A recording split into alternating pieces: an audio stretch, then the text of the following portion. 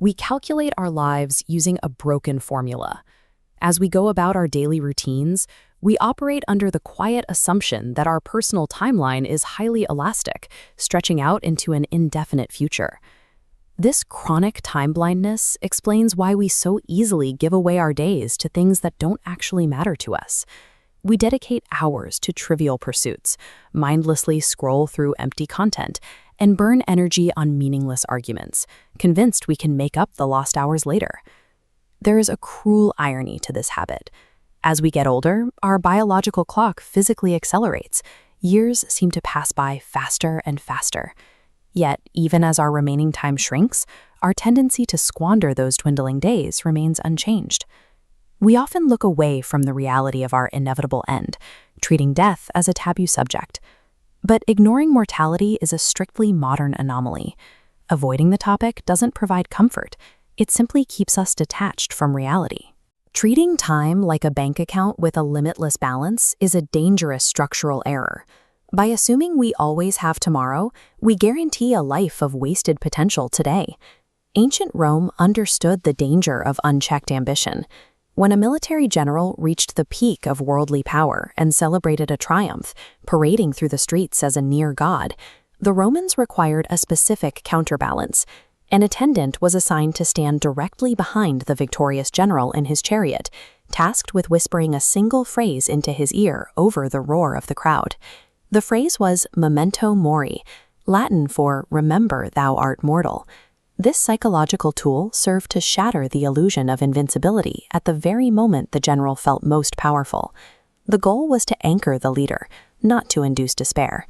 The whisper reminded them that regardless of their wealth, status, or military victories, they were bound to a strictly limited timeline. Confronting the brutal math of our mortality provides an essential grounding mechanism. It is the necessary prerequisite for living with sharp, deliberate intention. This Vanitas painting by Philippe de Champagne serves as a visual map for this audit. The hourglass forces us to see time as a depleting currency. The flower represents the temporary nature of vitality. Finally, the skull represents the absolute certainty of our physical end. The Stoic philosopher Epictetus pointed out that the terror we feel when looking at these symbols is a product of our own opinions. He noted that death itself is not terrible. If it were, a wise figure like Socrates would have feared it. The terror exists strictly in our subjective notions of the event. By stripping away that subjective fear, we change the function of mortality entirely. Death goes from being a paralyzing source of anxiety to a practical metric we can use to evaluate our daily choices. We can apply this metric immediately to humanity's most common behavioral flaw, the habit of chronic procrastination. Look at this chart. If you map out your life as an endless sequence of blocks labeled tomorrow, you create the perfect conditions for delay. Procrastination requires the false calculation of surplus time. If you suddenly remove the guarantee of those future blocks, you are left with a single option.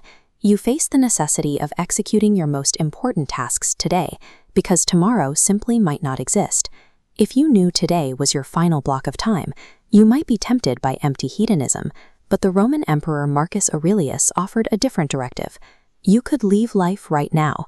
Let that determine what you do and say and think. The impending exit demands a path of strict virtue, not indulgence. This scarcity model also protects us from the devastation of grief.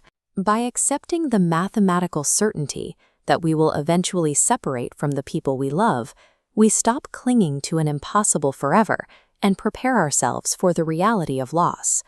When we apply the Memento Mori audit to our lives, modern anxieties dissolve. We trade endless delays for urgent priorities, making us more functional human beings for our community. We can take this ancient concept and turn it into an active, daily behavioral filter. Marcus Aurelius argued that we shouldn't look down on our mortality. Instead, we must welcome it as a deeply necessary requirement of nature, no different than youth or old age. He viewed the end of life as a mundane physical transition. Dissolution is as natural as physical growth, a new set of teeth, or the appearance of your first gray hair. It is simply the next stage of human development. Knowing this, audit your current activities. Are the anxieties keeping you awake or the petty arguments draining your energy actually worth trading for your remaining hours?